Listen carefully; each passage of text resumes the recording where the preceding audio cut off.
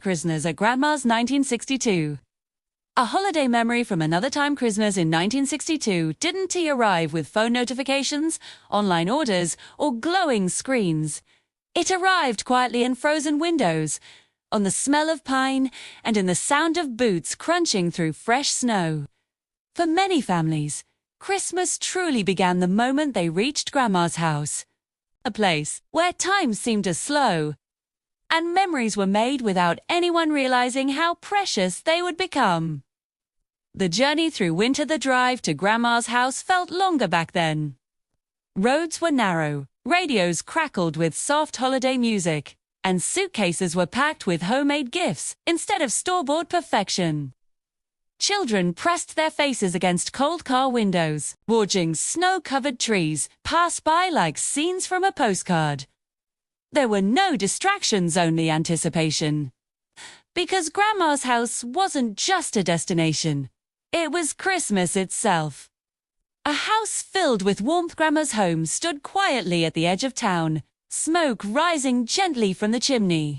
The front door always opened before anyone knocked, as if she had been waiting all day. Shids. Inside, the air was thick with warmth and familiar smells: fresh bread, cinnamon, roasting meat, and pine needles from the Christmas tree cut just days before. No decorations were perfect. Nothing matched. And yet, everything felt exactly right. The tree and the traditions. The Christmas tree was real always. Its branches uneven, its scent filling every room. Ornaments were fragile, passed down through generations. Some were chipped, some were handmade. Every one had a story. Tinsel was placed carefully. Lights were tested twice, and when the tree was finally lit, the entire room glowed softly. No flashing colors, no music, just quiet wonder. This wasn't decoration. It was tradition. The kitchen that never slept. Grandma's kitchen was the heart of the house. It never rested.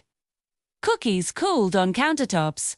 Pies waited patiently on windowsills. Coffee brewed endlessly. Children snuck treats when they thought no one was watching. Adults talked quietly late into the night, laughing over memories already decades old. Food wasn't rushed. Nothing was wasted. Every meal felt earned. Christmas, sounds of another era. Music came from the radio, soft crackling and timeless. Bing Crosby, Nat King Cole. Familiar songs played once, not on repeat. Television was simple, black and white. One program everyone watched together. No scrolling, no skipping, just shared moments. Jets. Gifts that meant something. Presents were few, wrapped in plain paper and tied with string. Each one mattered.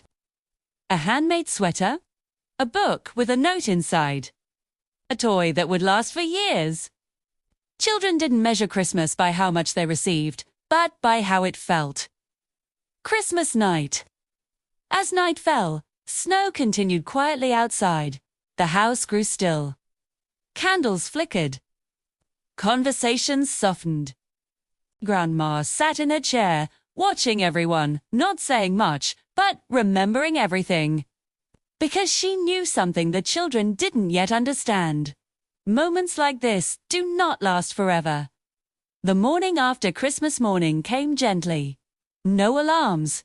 No rush. Just sunlight reflecting off snow and the smell of breakfast already cooking. Soon coats were put on. Cars were packed.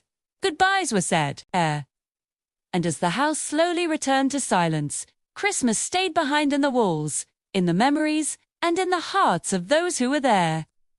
The forgotten magic. Years later, people would try to recreate that feeling. Bigger trees, brighter lights, more gifts. But something would always be missing. Because the magic of Christmas in 1962 wasn't in what people had. Pause. It was in how closely they held each other. Final reflection. Christmas at Grandma's was never loud. Never perfect. Never rushed. And that's why it was unforgettable. Somewhere, in a memory, we return to every winter. The fire is still burning, the radio is still playing, and Grandma is still waiting by the door.